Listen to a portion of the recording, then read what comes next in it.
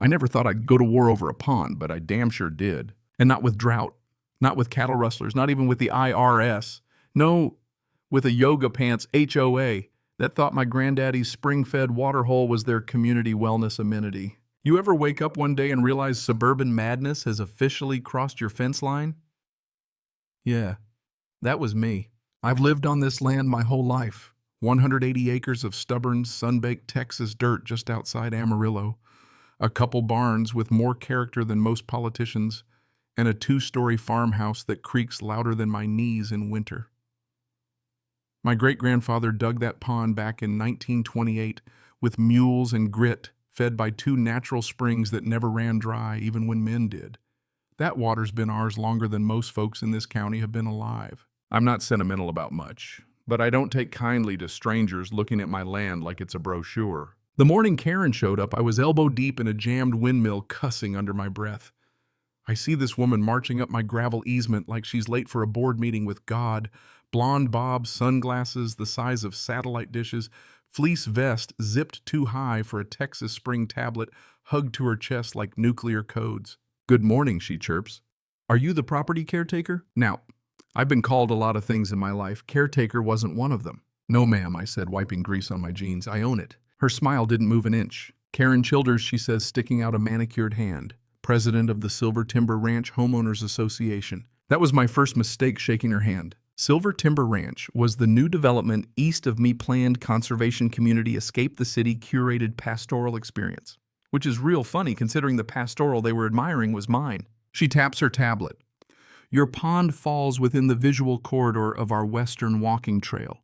Residents have been asking about access. It really feels like a community lake." I blinked. "You want access?" "Yes, kayaking, bird watching, light swimming, very low impact." Low impact.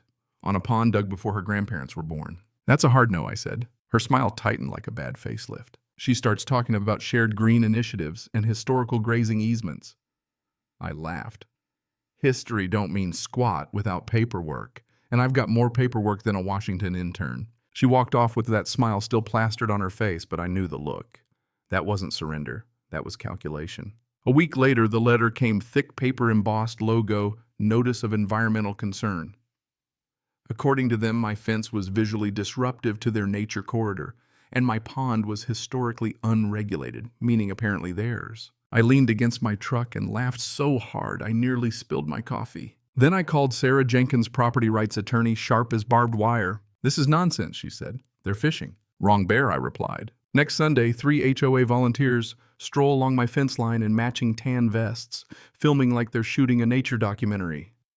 I walked over with my shotgun cradled, unloaded, just persuasive. "You're on my land," I said. They muttered about wildlife corridors. "The only thing migrating," I told them, "is your nonsense back across that fence." That should have been the end. It wasn't. 2 deputies knocked on my door Tuesday morning, complaint filed, alleged unlawful occupation of a community resource. You ever hear something so stupid it makes your brain reboot?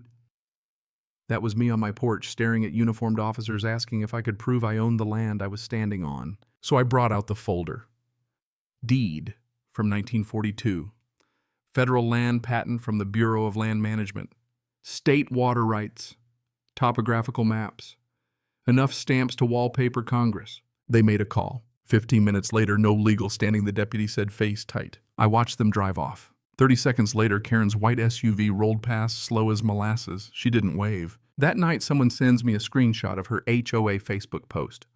"Mr. Ratliff has chosen confrontation over cooperation. The pond is for all of us." Is for. That's when the tires started showing up. Fresh tracks by the southern fence, flattened grass, bright orange kayaks sitting by the bank like it owned the place. 2 teenage boys paddling around with life vests and 0 brain cells. By noon, it looked like a 4th of July picnic blankets, Bluetooth speaker blasting country pop toddler in water wings, charcuterie board by my cattails. I walked up to a bald guy unloading a canoe. "Mind telling me what you're doing?" Karen said, "It's fine," he shrugged. "Community lake." Community? I called the sheriff again. "Gray area," they said. "If they're misinformed, it's tricky." "They're not misinformed," I said. "They're entitled." That was the moment I realized local enforcement wasn't enough. So I called an old contact, Marcy Ruiz, at the BLM. Back when I worked watershed engineering contracts, we'd handled easement disputes across Texas. "Send everything," she said. I overnighted a thumb drive full of deeds, GPS data footage, photos of erosion and garbage. Turns out my pond sat in a federally recognized habitat corridor soft-shell turtle nesting ground. By Tuesday afternoon, 3 federal SUVs rolled up my drive. Agents walked the banks, photographed crushed nests, documented damage. One of them, Agent Thomas Baird from the United States Fish and Wildlife Service, looked at me and said, "Unauthorized recreational activity here violates federal wildlife protection statutes." Music to my ears. Then he dropped the twist. The HOA submitted an updated charter to the county, including your pond in their recreation zone. I stared at him. They forged the boundaries, he said evenly. That's when this stopped being a petty HOA spat and turned into a felony. By Thursday, orange federal markers lined my fence. Laminated notices cited the Migratory Bird Treaty Act and the Endangered Species Act. Motion sensors beeped if anyone crossed the line. Karen didn't back down. She showed up with lawn chairs and a megaphone. "This is environmental greed," she shouted. I held up the federal report. "Your HOA's been here 14 months, I yelled back. "My pond's been here since Hoover." She waved in a group of teenagers with inner tubes like she was storming Normandy. Motion detector beeped. Black SUV rolled in. Agent Baird stepped out. "Ma'am," he said calmly, "you are in violation of federal order. You can't claim natural water is private." "No, ma'am," he replied. "You have a lawsuit." They issued citations. Crowd scattered. But she wasn't done. Saturday morning, I wake up to chanting. Real chanting. Tents arranged in a half moon.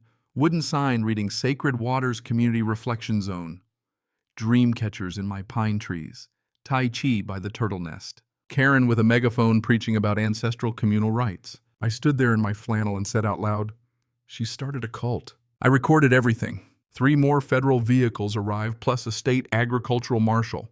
Turns out my pond was registered under a conservation water grant regulated agricultural infrastructure. The marshal stepped forward. "You are in violation of federal wildlife protection, agricultural obstruction statutes, and trespass on designated conservation land." They didn't yell. They documented. Citations printed on the spot. Tents came down. Steel drum player got a ticket. And then the officer said the words that sealed it. "We found forged documentation in the HOA's county filing. That's a felony." Karen's face drained of color. Charges hit Tuesday. Forgery, registry tampering, federal obstruction. Her own driveway turned into a scene from a courtroom drama. The HOA board resigned within 48 hours. Website vanished. Local headlines read brutal inaccurate. Court day was almost anticlimactic. The judge cut Karen off mid-speech. "Ma'am, the Department of the Interior and the state of Texas disagree with you." Verdict, full recognition of my property. HOA dissolved. $2.1 million restitution. Karen personally liable. She got 9 years, maybe 5 with good behavior. The money wasn't the point. I rebuilt my grandfather's barn, reinforced the shoreline, installed solar irrigation, expanded conservation fencing. The real satisfaction wasn't loud, it was quiet, like watching dust settle after a storm. Here's the thing I learned: power doesn't always look like a badge or a gavel. Sometimes it looks like a clipboard in a Facebook group, and if you don't draw your line early, someone will redraw it for you. Karen didn't start with a felony. She started with a request, then a letter, then a map. Every overreach begins small. People don't wake up villains, they slide there inch by inch, convincing themselves they're entitled. You don't just own land, you defend it. Now when I sit by that pond, I hear wind in the reeds instead of Bluetooth speakers. Turtles sunning on logs, water quiet and still. On the new fence, reinforced steel welded shut, there's a sign: private property, federal protection, no trespassing. Big red letters. And every now and then when the sun hits the water just right, I raise my coffee mug toward the east, where Silver Timber Ranch used to fly its little HOA flag. And I think about how close I came to letting politeness cost me everything. So here's the question for you. When does community stop being cooperation and start being coercion? Where's the line between shared space and stolen space? If someone politely insists your property belongs to everyone, how long before that politeness turns into a power grab? I stood my ground. Would you drop your thoughts below? Tell me if you've ever dealt with an HOA that forgot its place or a neighbor who thought your fence was optional. Because out here in Texas, fences aren't just wooden wire. They're lines in the sand.